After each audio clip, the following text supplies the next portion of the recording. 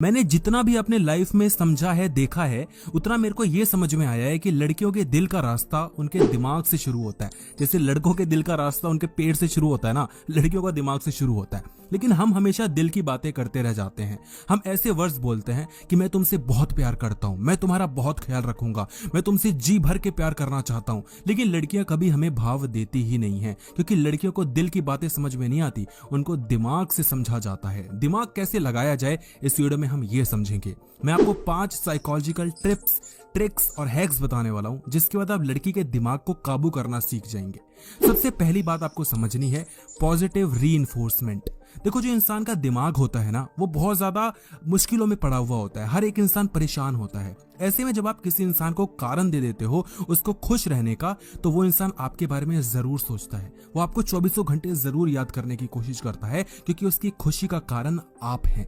तो यहाँ पर आपको कंटिन्यूअसली रीइंफोर्समेंट मतलब होता है एक के बाद एक, एक के बाद एक, एक के बाद एक, आपको उसको पॉजिटिविटी देते रहनी है। उसके इमोशंस हमेशा आपको पॉजिटिव रखने हैं। अब हो सकता है कि आप कोई जोक क्रैक करके उसको हंसाने की कोशिश करो, हो सकता है कि जब वो परेशान हो तो उसको मोटिवेट करने की कोशिश करो, हो सकता है कि आप उसको प्यारे प्यारे यूनिक कॉम्प्लीमेंट्स दो, उसको उसके स्ट्रेंथ्स के बारे में बताओ, उसके अचीवमेंट्स के बारे में बताओ, उसकी जो भी वीकनेस है उसको आप दूर कर दो और उसकी कोई हेल्प कर दो। कुल मिला के आपको उसके दिमाग को यह फील करवाना है कि उसकी खुशी का कारण बस आप हो और कोई हो ही नहीं सकता। दूसरी चीज यहां पर समझो, मिस्ट्री एंड इंट्रीग। देखो, इंसान का जो दिमाग होता है ना, वो इस तरीके से काम करता है कि जब तक वो किसी चीज को पूरी तरीके से नहीं जान लेता, तब तक वो उसके पीछे पड़ा रहता है, और जैसे वो उस चीज को पूरा जान लेता है वो खत्म हो जाता है। एग्जाम्पल के तौर पे, जब हम एग्जाम्स देने जाते थे, लास्ट तक हमने कुछ पढ़ा हुआ होता नहीं था, तो हम 1-2 दिन पहले पढ़ते थे, और कई बार तो एक रात पहले ही पढ़ते थे। हम पूरा रट्टा उट्टा मार के जाते थे, एग्जाम में बैठते थे, सब कुछ वहां पे धड़ाधड़ धड़ाधड़ धड़ाधड़ लिख देते थे। एग्जाम ओवर और दिमाग में कुछ ऐसा लगता था कि कुछ है ही नहीं, पता नहीं मैंने क्या लिखा, पता नहीं मुझे क्या आता था। वो हमें तभी तक याद रहता है जब तक हम उसको लिख नहीं देते। लिखने के बाद सारा जो कचड़ा उचड़ा होता है वो सब साफ हो जाता है, जो भी हमने रट्टा मारा होता है सब गायब हो जाता है, क्योंकि हमारा जो टास्क था वो कंप्लीट हो चुका है।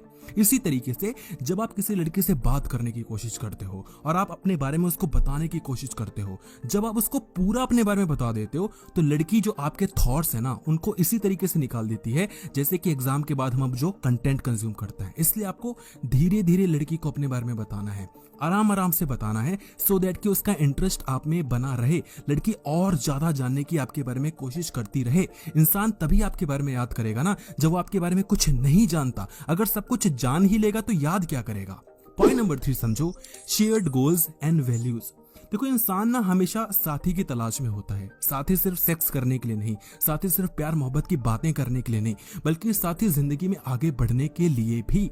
तो आप कुछ एक ऐसी चीज कर सकते हो जिसकी वजह से आप दोनों एक साथ काम करना शुरू करो। अब एग्जाम्पल के तौर पे, अगर आप कॉलेज में हो और आपको अपनी क्लासमेट को सेट करना है, तो आप क्या करोगे कि किसी बहाने से उसके साथ में कोई काम करना शुरू कर दोगे।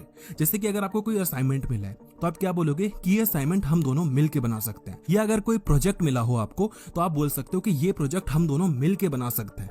कुल मिला के आपको कुछ एक ऐसी चीज ढूंढनी है जहां पर आप दोनों मिलके काम करो, क्योंकि जब 2 लोग कुछ काम मिलके करते हैं तो उनको एक बहुत ही अच्छा फील होता है, और उनको ऐसा लगता है कि एक बॉन्डिंग बन गई है, एक कनेक्टिविटी बन रही है, जिसको हम कहते हैं बॉन्डिंग हार्मोन। तो आपको बहुत अच्छी तरीके से उसके साथ जिंदगी में आगे बढ़ना है, सो दैट कि उसके हर एक लाइफ के जो इंसिडेंट्स हैं वो आपसे कनेक्टेड फील करें, और जब भी उसको कोई एक मुसीबत आए वो आपके बारे में सोचे। जब भी उसे कोई खुशी का एहसास हो तो आप याद आओ, जिसको कि वो सबसे पहले उस खुशखबरी को देना चाहे।